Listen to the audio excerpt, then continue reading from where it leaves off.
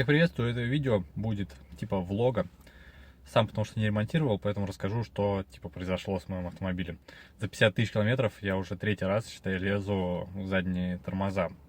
На этот раз что случилось? В один прекрасный день я заметил, что расход топлива у меня стал, по одному и тому же пути, то, что я езжу.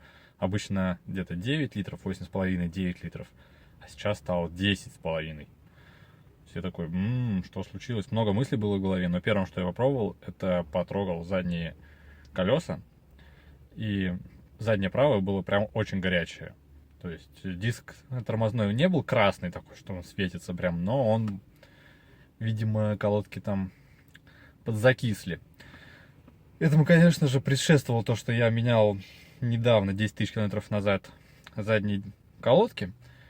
И вот этот вот как раз-таки задний правый поршень плохо утопился в суппорт. Поэтому, видимо, все-таки пришла очередь их замены. Не делал самостоятельно, потому что нужно было это сделать сразу же. Решил поехать сразу в сервис в этот же день, там, где есть запчасти в наличии. И мне, в общем, все сделали. Все вместе с работами и запчастями обошлось 8 тысяч рублей. Артикулы я оставлю в описании, те, которые мне поставили. Знаю, что поршни отдельно оригинально не продаются, только в сборе. Вот. Плюс там поменяли резинки и задние колодки. Также еще приговорили диски тормозные, но я их не стал менять, потому что были в наличии только за 4 900, то есть они дороже, чем оригинал. Оригинал стоит где-то 3,5 диск. Вот, и так получилось там что-то в районе 9 тысяч за 2 диска. Не, я отказался. Поставил колодки тоже дешманские, потому что они только были в наличии. Колодки Mitaco. Честно, не слышал ни разу про эти колодки. В общем, проехал 200 километров, но они пока не скрипят. Для себя сделал вывод, что так как колодки дешевые, диски уже под замену, поэтому поменяю лучше потом все сразу на более качественное. Значит, в качестве резинок вот этот артикул ТРВшный. Тормозуху мне такую залили, тоже Mitaco. Чуть-чуть осталось. Вот что осталось от колодок за 10 тысяч километров. То есть это просто абзац. В таком состоянии были пыльники.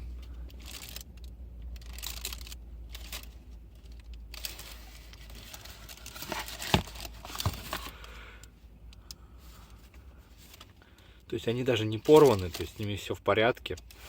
Но, видимо, из-за того, что предыдущий, может, владелец не менял тормозную жидкость, может быть, как-то что-то где-то влага попала.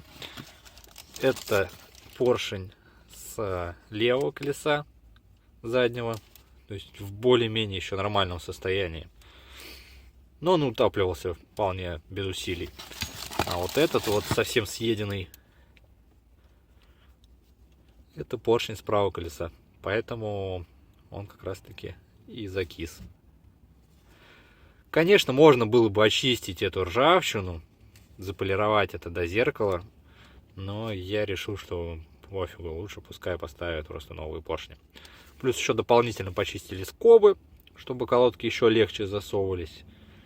И поставили колодки Mitaco, вот это, не знаю, артикул, не артикул.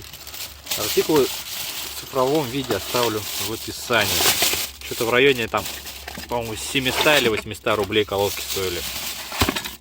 Уже все отваливается тут. А это были у меня, по-моему, Ферода. Да, это Ферода. Тоже, в принципе, нормальные. Вот если бы не закисли.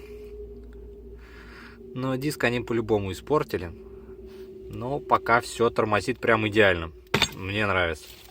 Поэтому поезжу, наверное, 10 тысяч километров так. Если начнется скрип, все поменяю. По поводу расхода.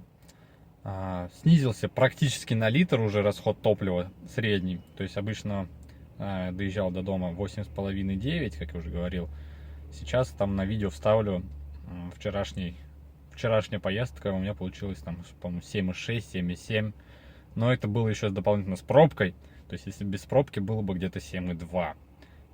Так что, если у вас замечен повышенный расход топлива, проверяйте сначала с тормозов, потому что вот эти вот поршни, считай, сгнили за 180 тысяч километров. Ну, даже можно сказать раньше, потому что это проблемы, уже третья, считай, замена колодок, скорее всего, из-за вот этих вот ржавых поршней. На этом все. Обслуживайте свой автомобиль вовремя. Ставьте лайки, подписывайтесь. Всем пока.